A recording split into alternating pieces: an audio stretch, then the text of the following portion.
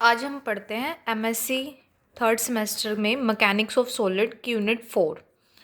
Okay, इसमें हम study करेंगे डिफॉर्मेशन, स्ट्रेस, स्ट्रेन की रिलेशनशिप। अगर हम क्या होता है कि एक बॉडी है, अगर हम उस पर स्ट्रेन लगाते हैं, अगर जब भी हम बॉडी पे स्ट्रेन लगाएंगे तो जो है बॉडी के अंदर एक स्ट्रेस प्रोड्यूस होगा। ठीक है, और अगर हम फिर से स्ट्रेन चेंज कर दें तो स्ट्रेस फिर से चेंज हो जाएगा। So there exist a relation, एक रिलेशन एग्जिस्ट करेगा स्ट्रेन और स्ट्रेस के बीच में। इस पूरे सेक्शन के अंदर हम यही स्टडी करेंगे कि स्ट्रेस और स्ट्रेन में क्या रिलेशन है। जो स्ट्रेस और स्ट्रेन में जो रिलेशनशिप है, वो जो इक्वेशंस जो बताएंगे ये रिलेशन स्ट्रेस और स्ट्रेन का, उन इक्वेशन को कहते हैं कॉन्जिक्यूटिव इक्वेशंस। कॉन्जिक्यूटिव इक्वेशंस और कॉन्जिक्यूटिव रिलेशंस। अब हम पढ़ते हैं इलास्टिक डिफॉर्मेशंस क्या होता है। इलास्टिक डिफॉर्मेशन होता है वो डिफॉर्मेशन जिसमें स्ट्रेस जो होता है वो डिटरमाइन होता है by the current value of strain. Strain की जो करंट वैल्यू है उस पर स्ट्रेस डिपेंड करेगा, ना कि रेट ऑफ स्ट्रेन पे, and not on the rate of strain. So जो स्ट्रेस है हमारा वो स्ट्रेन के करंट वैल्यू पे डिपेंड करेगा, ना कि रेट ऑफ स्ट्रेन पे। जैसे जैसे स्ट्रेन चेंज होता जाएगा वैसे वैसे हमारा स्ट्रेस चेंज होता जाएगा। हुकियन सॉलिड क्या होता है? वो सॉलिड जिसमें only which undergo only infinitesimal deformation, जिसमें से बहुत थोड़ी डिफॉर्मेशन होती है, and for which governing material is linear is called a linear elastic solid और हुकियन सॉलिड। तो हुकियन सॉलिड वो सॉलिड है जिसके अंदर बहुत थोड़ी इनफाइनाइटसिमल डिफॉर्मेशन होती है और जो मटेरियल होता है वो लीनियर होता है, जो रिलेशनशिप उसमें है वो लीनियर है, is called linear elastic solid. तो या तो मैं उसे लीनियर इलास्टिक सॉलिड कहूँगी या हुकियन सॉलिड कहूँगी। तो इसका मतलब जो उसमें स्ट्रेस और स्ट्रेन में जो रिलेशनशिप होगा वो लीनियर होगा। फॉर एग्जाम्पल रोग वुड।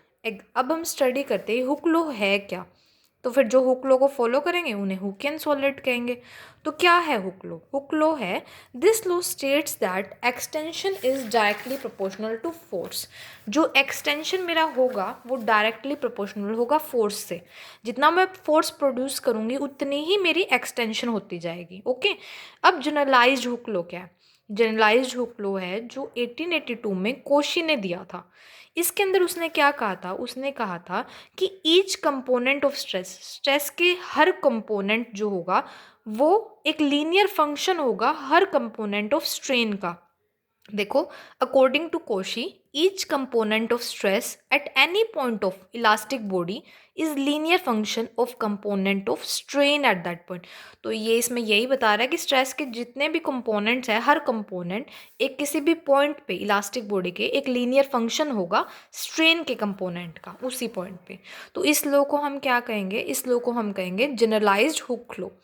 हेयर लीनियरली, अब यहाँ जो लीनियरली है, मैं जो बार बार वर्ड यूज़ कर रही हूँ लीनियरली, उसका मतलब क्या है? उसका मतलब है कि जो रिलेशनशिप होगा स्ट्रेस और स्ट्रेन के बीच में वो लीनियर होगा। Here linearly means that the relation between stress and strain is linear. तो एक लीनियर रिलेशनशिप एग्जिस्ट करेगा। देखो, tau so assume the existence of certain kinetic energy of state. इसमें क्या होगा? इसमें कोई ऐसा रिलेशन एग्जिस्ट है, tau I J is equal to F I J E I J. तो यहाँ पे एफ आई जे कॉन्स्टेंट दिखा रहा है कि जो रिलेशनशिप है मेरा स्ट्रेस और स्ट्रेन में वो लीनियर है। देखो, ये मेरा स्ट्रेस से ये टोर आई जे जो है स्ट्रेस को डिनोट कर रहा है, ई आई जे मेरा स्ट्रेन को डिनोट कर रहा है। तो स्ट्रेस और स्ट्रेन में एक लीनियर रिलेशन है ना। ये F I J constant show कर रहा है, तो एक लीनियर रिलेशनशिप है दोनों में। तो tau I J is equal to F I J. जो यहाँ पे ई आई जे के कंपोनेंट्स क्या हैं वो मैंने लिख दिए हैं, E11 E22 E33 E12 E23 E31। अभी क्योंकि ए आई जे सिमेट्रिक है तो E21 E32 E1 ये इसके बराबर ही होंगे। ओके, अब मैं इसको ऐसे लिख सकती हूँ, tau I J is equal to किसी न किसी कॉन्स्टेंट के सम में मैंने इसको लिख दिया है, A E11 plus B E22 plus C E33 plus D E12 plus E23 plus FE31। तो मैंने किसी न किसी कॉन्स्टेंट की मल्टीप्लाई में इनको एज अ सम लिख दिया है। अब मैं टेलर सीरीज, जो ये इक्वेशन है हमने टेलर सीरीज पढ़ी है हमेशा, टेलर सीरीज के साथ में कैसे मैं एक्सटेंड करूँगी इसको, मैं इसको कैसे लिख सकती हूँ?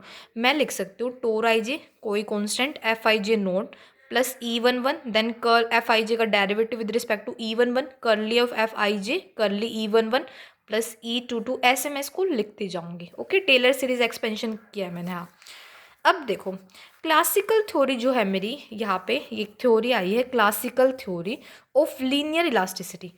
ठीक है, वो क्या कहती है वो थ्योरी ये कहती है क्लासिकल थ्योरी कि जो टेम्परेचर का इफेक्ट है वो नेग्लेक्टेड है, वो बहुत थोड़ा है, हम उसको नेग्लेक्ट कर देंगे। ठीक है, इलास्टिक बॉडी जो है एक फिक्स टेम्परेचर पे मेंटेन की गई है, elastic body is maintain at a fix temperature. तो हम एज्यूम करेंगे कि जो टोर आई जे और एफ आई जे का जो ई आई जे का जो रिलेशन है वो कुछ ऐसा है कि अगर मेरी ई आई जे ज़ीरो होगी ना तो टोर आई जे ज़ीरो हो जाएगी। तो ये पॉसिबिलिटी कब है? ये पॉसिबिलिटी तो तभी है जब मेरा F I J note means कोई कॉन्स्टेंट जो मैंने यहाँ लिया था वो ज़ीरो हो जाए। क्योंकि अगर मेरी ई आई जे वैनिश होगी, मतलब ये जो ई आई जे है स्ट्रेन कंपोनेंट से ये वैनिश हो गए, ज़ीरो हो गए, तो टू आई जे ज़ीरो नहीं हो सकता क्योंकि यहाँ पे जो एफ आई जे नोट है ये ज़ीरो नहीं है।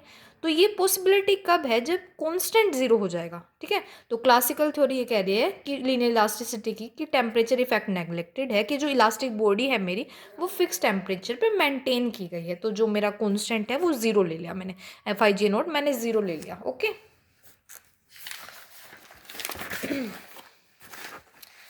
तो देखो फिर मैंने क्या किया, टोर आई जे मैंने लिख दिया, टोर I J is equal to, तो मेरा क्या रहेगा, कांस्टेंट तो मेरा ज़ीरो हो चुका था है ना, एफ आई जे नोट, तो मेरा बच गया ये tau I J is equal to E one one curl F I J curly E one one plus E two two curly F I J by curly E two two, ऐसे चलता जाएगा है ना। तो फिर मैं इसको कैसे लिख सकती हूँ, curly F I J by curly E K L, क्योंकि देखो चेंज तो यही हो रहे हैं, वन वन वन वन, यहाँ पे देखो टू टू टू टू है ना, वन टू है, तो मैंने यहाँ पे ई के एल लिख दिया, जहाँ पे मेरे आई जे के एल क्या है, वन टू थ्री। ठीक है, चेंज होते जाएंगे ये सारे ऐसे हैं। तो मैंने इसको कैसे लिख दिया, मैंने लिख दिया टोर I J is equal to, इसको मैंने कॉन्स्टेंट लिख दिया सी आई जे के एल ई के एल। यहाँ तक आ गई, ये हमारी सेकेंड इक्वेशन है, यहाँ तक हमने कर दिया। देखो ये जो हमारा टोर आई जे है ये सेकेंड ऑर्डर टेंसर है। ओके, और जो ई के एल है वो भी मेरा सेकेंड ऑर्डर टेंसर है। तो हमने first unit question law of tensor के अंदर पढ़ा था कि जो सी, अगर ये सेकेंड ऑर्डर टेंसर है और ये सेकेंड ऑर्डर टेंसर है तो जो मेरा सी आई जे के एल होगा वो फोर्थ ऑर्डर टेंसर हो जाएगा। ठीक है, इस फोर्थ ऑर्डर टेंसर का नाम क्या है, सी आई जे के एल का कोफिशिएंट टेंसर या इलास्टिसिटी टेंसर भी कह सकते हैं हम। तो कोफिशिएंट टेंसर और इलास्टिसिटी टेंसर, ये जो कांस्टेंट है ये सी आई जे कैल, ये 81 इन नंबर होते हैं। The coefficient which are 81 is equal to 3 की power 4 in number are called elastic moduli. तो जो कांस्टेंट जो है वो कोफिशिएंट 81 इन नंबर है, उन्हें हम इलास्टिक मॉडुली कहते हैं। ठीक है, ये जो कांस्टेंट है, ये जो कोफिशिएंट्स है हमारे, ये सी आई जी कैल, ये किस पे डिपेंड करते हैं, ये डिपेंड करते हैं फिजिकल प्रॉपर्टी कैसी है मीडियम की, and are independent of strain component E I G. ये ई आई जी के इंडिपेंडेंट होता है, ई आई जी पे डिपेंड नहीं करते, ये सिर्फ फिजिकल प्रॉपर्टी पे डिपेंड करेंगे मीडियम की। अब जो ई आई जी है मुझे पता है ये E I ji dimensionless quantity होती है, तो जो सी आई जी कैल की वही डायमेंशन होगी जो मेरी टोर आई जी मीन्स स्ट्रेन की डायमेंशन होगी। ओके, स्ट्रेस की डायमेंशन होगी, सी आई जे के स्ट्रेस के प्रोपोर्शनल है ना, क्योंकि अगर ये डायमेंशन लेस है तो इसकी वो डायमेंशन होगी जो यहाँ पे मेरी स्ट्रेस की डायमेंशन है। अब आपको पता है स्ट्रेस की डायमेंशन क्या होता है, स्ट्रेस होता है फोर्स पर यूनिट एरिया, तो सी आई जे के की वही डायमेंशन होगी फोर्स पर यूनिट एरिया। देखो फोर्स पर एरिया, ओके यहाँ पे आपका। अब हम पढ़ते हैं, इफ़ हाउएवर अगर सी आई जे के एल जो है वो मीडियम में चेंज नहीं हो रहा तो उस मीडियम को हम होमोजेनस कहते हैं, इलास्टिकली होमोजेनस। ठीक है, तो मीडियम इलास्टिकली होमोजेनस कब कहलाता है, जब जो सी आई जे के एल है वो through out the medium constant रहे, चेंज ना करे। तो जो होमोजेनस इलास्टिक सॉलिड है, द इलास्टिक मॉडुली आर, इलास्टिक मॉडुली जो है वो कांस्टेंट रहेंगे होमोजेनस इलास्टिक सॉलिड के लिए। तो हमने यहाँ तक पढ़ लिया। जो ये इक्वेशन हमारी सेकंड है ये क्या रिप्रेजेंट कर रही है, देखो हमारी इक्वेशन जो सेकंड है वो रिप्रेजेंट करती है जनरलाइज्ड हुक लॉ के in axes system for an elastic solid. तो ये जो हमारी ये जो इक्वेशन है हमारी यहाँ पे जो आई थी सेकेंड इक्वेशन, देखो टोर I J is equal to C I जे के एल ई के एल, ये हमारी जनरलाइज्ड हुक लॉ है। ठीक है, इन एक्साइज सिस्टम के अंदर for an elastic solid. Okay, next देखो, अभी तक हमने क्या किया, अभी तक हमने कहा कि जो हमारे जो कोएफिशिएंट्स है इलास्टिक मोडुलस के वो 81 इन नंबर है ना, इतना हमने अभी तक पढ़ा है। अब हम दिखाएंगे कि हम कैसे इन इलास्टिक मोडुलस जो 81 इन नंबर है उसको रिड्यूस करके 36 तक लेके जाएंगे, फिर 36 से रिड्यूस करके हम 21 तक पहुंचेंगे। ठीक है, फिर हम आगे डिस्कस करेंगे अगर 1 प्लेन ऑफ सिमिट्री है, 2 प्लेन ऑफ सिमिट्री है, 3 प्लेन ऑफ सिमिट्री है, तो वैसे वैसे चेंज होता जाएगा, ये कोएफिशिएंट भी घटता जाएगा। ठीक है, तो हम ये स्टडी करते हैं स्टार्टिंग से। हम देखते हैं कैसे हम 81 को रिड्यूस करेंगे अप टू 36, यहाँ तक पढ़ेंगे हम पहले। देखो, पहला केस क्या है, पहला केस कहता है we take stress tensor is symmetric. जो हमारा स्ट्रेस टेंसर है वो सिमेट्रिक है, तो जो हमारा टोर आई जे है, टोर जे आई के बराबर सिमेट्रिक का तो ये मतलब कि आई जे को अगर मैं जे आई भी कर दूँ तो वो इक्वल ही रहेगा, तो tau I J is equal to टोर जे आई ले लिया मैंने। तो मेरा जो जनरलाइज हुक लॉ था वो क्या था, वो था टोर I J is equal to C I जे के एल ई के एल, है ना। तो अब मैंने आई को जे में चेंज कर दिया, मैंने लिखा टोर जे आई इज इक्वल टू सी जे आई के एल ई के एल। अब टोर आई जे तो टोर जे आई के बराबर है ना, क्योंकि मैं लेके चल रही हूँ कि स्ट्रेस टेंसर मेरा सिमेट्रिक है। टोर आई जे टोर जे आई के बराबर है, टोर आई जी मेरा टोर जे आई के बराबर है, तो और ई के एल ये बराबर दिख ही रहा है। तो अगर मैं इस इक्वेशन फर्स्ट को इस इक्वेशन सेकंड से कंपेयर कर दूं तो टोर आई जी, ये तो जो हमारा लेफ्ट हैंड साइड है वो इक्वल ही है, राइट हैंड साइड में ई के एल के बराबर है, तो ये चीज़ इसके बराबर आ जाएगी। तो सी आई जे के एल सी जे आई के एल के बराबर हो गए। ठीक है, सेकंड मैं केस ले लेती हूँ। कुछ कोफिशिएंट तो मेरे इस चीज़ से रिड्यूस हो जाएंगे, ठीक है, वो दिखाऊंगी मैं कैसे रिड्यूस होंगे, बाकी कुछ इस चीज़ से रिड्यूस होंगे। अब 27 कॉन्स्टेंट जो है वो मेरे यहाँ से रिड्यूस होंगे। ठीक है, आगे पढ़ते हैं। देखो, वी टेक सिमेट्री, ये तो हो गया स्ट्रेस टेंसर की सिमेट्री से। अब हम पढ़ते हैं स्ट्रेन टेंसर की सिमेट्री से। मैंने स्ट्रेन टेंसर की सिमेट्री मीन्स ई के एल को अगर मैं एल के भी कर दूंगी तो वो इक्वल रहेगा। तो मेरा जनरलाइज हुक लॉ क्या था कि टोर I J is equal to C I जे के L is E K L इसके बराबर था, है ना। तो मैंने क्या किया, मुझे के को एल में चेंज कर दिया, एल को के में चेंज कर दिया, तो मेरा ये आ गया। अब वही जो मैंने पहले किया था, अब मैं इस इक्वेशन, देखो अभी तो पहले तो ये लिखा है tau I J is equal to C I J L K E L K. ठीक है, tau I J is equal to C I J L K E K L लिख दूँ, क्यों, क्योंकि ई के एल तो ई एल के बराबर लेके ही चलूँ, ई के एल लिख दिया। अब फिर से कंपेयर कर दो इस इक्वेशन फर्स्ट ए को और सेकंड बी को। ठीक है, मैंने इसको कंपेयर किया तो मेरा क्या आएगा, left hand side equal, right hand side में ये तो इसके इक्वल है ही, ये इसके इक्वल आ गया। ठीक है, ये इसके इक्वल आ गया।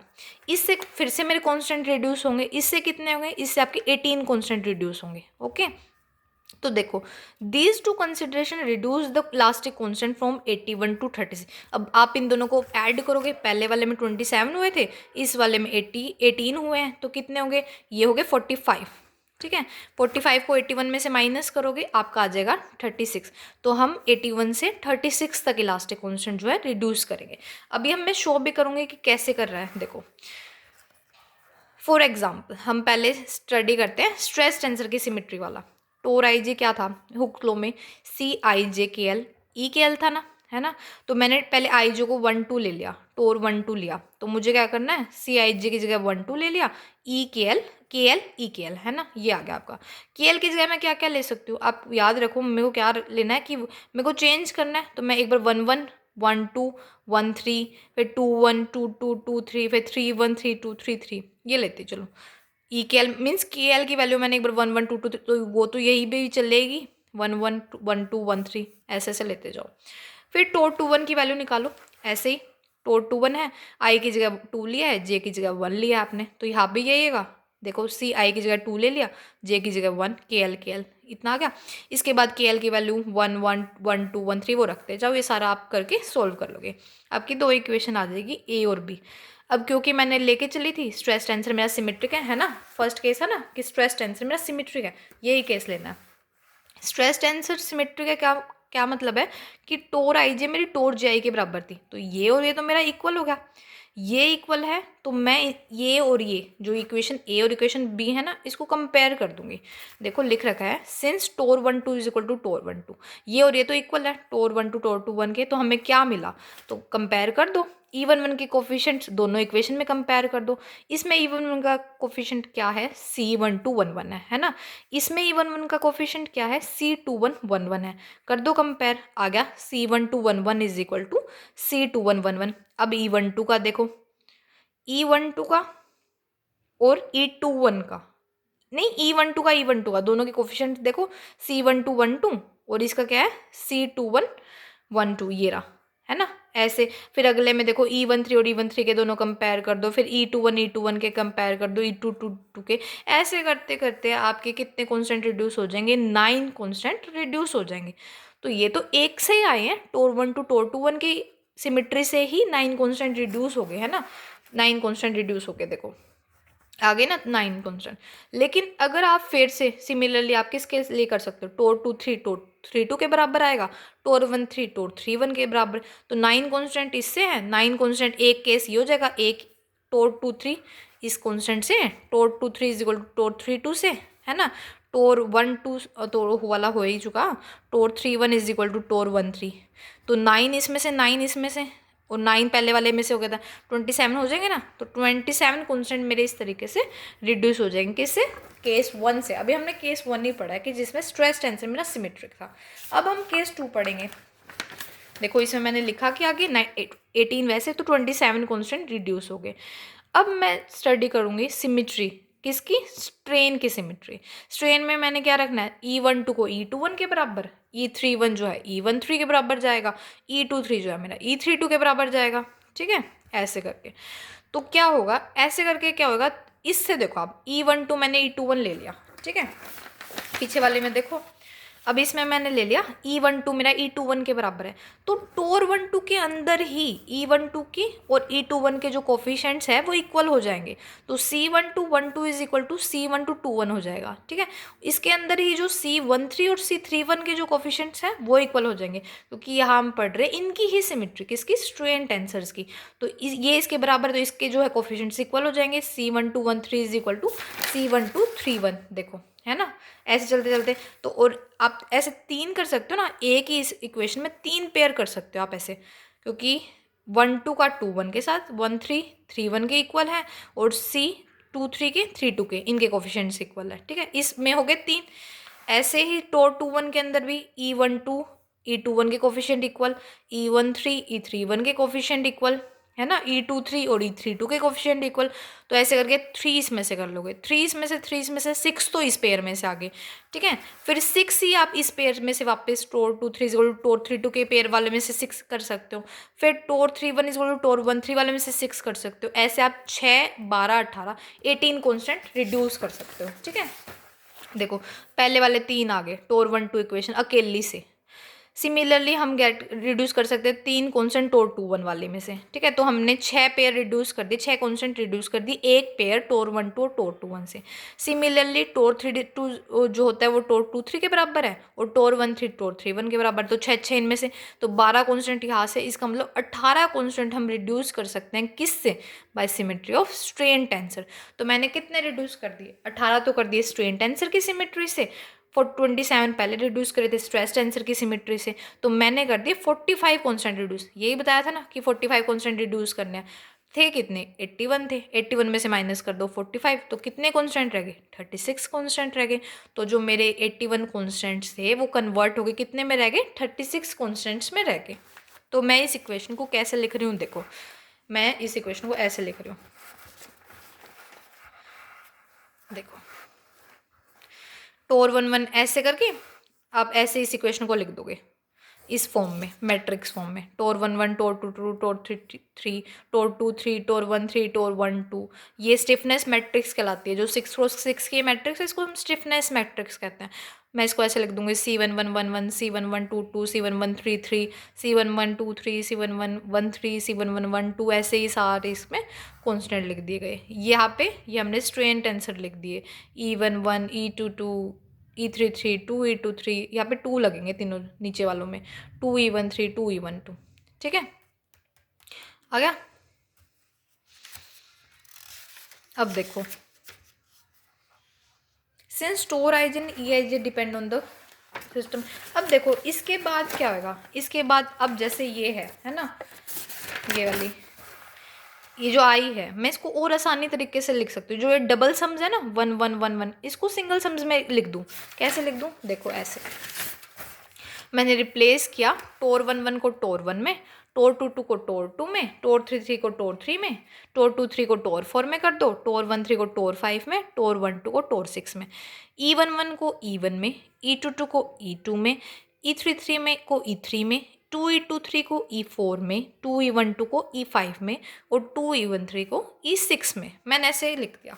तो सिम ऐसे करके जो मेरी ये आ जाएगी, ये कुछ ऐसे आ जाएगी। 7th इक्वेशन आ गई मेरी, 4th इक्वेशन, ठीक है, इस फॉर्म में आ गई। फिर इसको मैं एक एक करके सॉल्व करके लिख सकती हूँ। टोर 1 की वैल्यू देखो, टोर 1 is equal to C11 E1, C12 E2, C13 E3, C14 E4, C15 E5 और C16 E6। ऐसे ऐसे मैं एक एक करके टोर 1 टोर 2 टोर 3 टोर 4 टोर 5 टोर 6 सब की वैल्यू मैंने लिख दी, ठीक है। मैं इसको जनरलाइज फॉर्म में कैसे लिख सकती हूँ? Tau I is equal to CIJ EJ। ये मेरी 6th इक्वेशन आ गई। जहाँ मेरी IJ की वैल्यू 1 to 6 जा रही है, आप देख रहे हो ना, देखो CIJ ये है 1, ये 1 है ना, लेकिन कॉलम वाइज देखो 1 की वैल्यू 6 तक जा रही है, आई की वैल्यू जा रही है 1 to 6। कॉलम वाइज देखो J, यहाँ पे EJ देख लो, J है ना, तो E की वैल्यू 1 2 ये 6 तक ये जा रही है, तो IJ की वैल्यू मेरी 1 to 6 जा रही है। अब देखो मैंने कांस्टेंट में रिड्यूस कर दिया 36 में, है ना। अब मैं 36 इलास्टिक कांस्टेंट को 21 में भी चेंज कर सकती हूँ। कैसे रिड्यूस कर सकती हूँ? अगर एक फंक्शन में लूँ, whenever there exist a function, जब भी कोई ऐसा फंक्शन होगा जब W is equal to 1/2 CIJ EI EJ होगा, जहाँ पे मेरा करली W बाई करली EI जो है वो टोर आई हो, ठीक है। ये जो 7th और 8th इक्वेशन जब सेटिस्फाई होंगे ना, तो मैं जो 36 कॉन्स्टेंट है वो 21 में रिड्यूस हो जाएंगे। चलो अब देखते हैं कैसे रिड्यूस हो जाएंगे। अब देखो, क्योंकि आपको दे रखा है करली W बाई करली आई क्या है, मेरी टोर आई है ना, तो मैं इस कांस्टेंट W को इसको डेरिवेटिव कर दूँ इसका EI के रिस्पेक्ट में, इसका पार्शियल डेरिवेटिव करना है EI के रिस्पेक्ट में। तो देखो मैंने कर दिया, करली W बाई करली आई half CIJ EJ plus EI delta IJ, ये इसका डेरिवेटिव करके ये आ जाएगा, पार्शियल डेरिवेटिव ये आ गया। तो EI डेल्टा IJ क्या होता है आपका, EJ हो जाएगा, है ना। तो ये आ गया आपका, ये करने से टू, यहाँ पे 2 आ जाएगा, 2EJ, 2 से 2 काटने से आपका आ जाएगा CIJ EJ is equal to tau I. Curly W by करली आई मेरा टोर आई आ गया, ठीक है। तो टोर आई जो है वो क्या है, टोर आई IJ। अब देखो ये हो गया, ठीक है। टोर आई की जो वैल्यू है, टोर आई क्या आ गई, करली W, यहाँ से देखो करली W बाई करली आई तो मेरी टोर आई थी, है ना, लेकिन इस चीज़ से मेरी निकला ही क्या, CIJ EJ आ गई। तो CIJ EJ tau I is equal to CIJ EJ आ गया आपका, ठीक है। अब देखो अगर मैं 7th में स्ट्रेन को सिमेट्रिक ले लेती हूँ, जो 7th थी ना मेरी इक्वेशन, 7th में क्या था, W is equal to 1/2 CIJ EI EJ था ना, उसमें मैंने जो है स्ट्रेन टेंसर को सिमेट्रिक लिख दिया। तो मैं लिख सकती हूँ 1/2 CIJ EI EJ is equal to 1/2, I को J में चेंज कर दो, J को I में चेंज कर दो, CJI EJ EI। तो मेरा CIJ जो है वो CJI के बराबर हो गया, है ना। तो ऐसे भी जो है मेरे कॉन्स्टेंट 36 to 21 रिड्यूस हो जाएंगे फिर से। फिर हमने इसमें 2 डेफिनेशन दी है किसकी, एक वो मीडियम जो आइसोट्रोपिक होता है, एक वो मीडियम जो एलिट्रोपिक या मैं कहूँ एनीआइसोट्रोपिक होता है। तो कौन सा मीडियम आइसोट्रोपिक होता है, वो मीडियम जिसमें जो इलास्टिक प्रॉपर्टीज होती है किसी भी मीडियम की किसी भी पॉइंट पे वो इंडिपेंडेंट हो orientation of coordinate axis, means independent हो CIJ की, तो उस मीडियम को हम कहेंगे आइसोट्रोपिक मीडियम। या अगर किसी भी मीडियम में किसी भी पॉइंट पर जो प्रॉपर्टीज़ है, इलास्टिक प्रॉपर्टीज़ है, मैकेनिकल प्रॉपर्टीज़ है, वो डिपेंड कर रही है CIJ पे, या मैं कहूँ कि ओरिएंटेशन ऑफ कोऑर्डिनेट एक्सिस पे डिपेंड कर रही है, तो उस मीडियम को हम कहेंगे एनी आइसोट्रोपिक। तो अगर डिपेंड नहीं कर रही तो उसको आइसोट्रोपिक कहेंगे, और ओरिएंटेशन पे डिपेंड कर रही है तो उसे एलिट्रोपिक या एनी आइसोट्रोपिक कहेंगे। और जो मैंने पहले बताया था, जो 6x6 की 6x6 की जो मैट्रिक्स आई थी मेरी इक्वेशन 4 में, उस मैट्रिक्स को हम स्टिफनेस मैट्रिक्स कहते हैं, ठीक है, स्टिफनेस मैट्रिक्स होगी। अब जो एनीआइसोट्रोपिक जो मेरा ये 21 कॉन्स्टेंट में रिड्यूस हुआ है, इसको मोस्ट जनरल केस कहते हैं एनीआइसोट्रोपिक इलास्टिक मटेरियल का, ठीक है। ये मोस्ट जनरल केस है, इसको भी हम फर्दर रिड्यूस कर सकते हैं। देखो 21 कॉन्स्टेंट आ जाए तो ये मोस्ट जनरल केस है एनीआइसोट्रोपिक इलास्टिक मटेरियल का। लेकिन अगर जो सिमेट्री, अगर एक प्लेन में सिमेट्री आ जाती है, आपकी सिमेट्री इन वन प्लेन है, तो कॉन्स्टेंट 21 to 13 रिड्यूस हो जाएंगे, 13 कॉन्स्टेंट। और सिमेट्री आ जाए आपकी हर प्लेन में, ऑल द 3 प्लेन्स में, तो कॉन्स्टेंट जो है आपके 13 से 9 में रिड्यूस हो जाएंगे। Okay okay, thank you.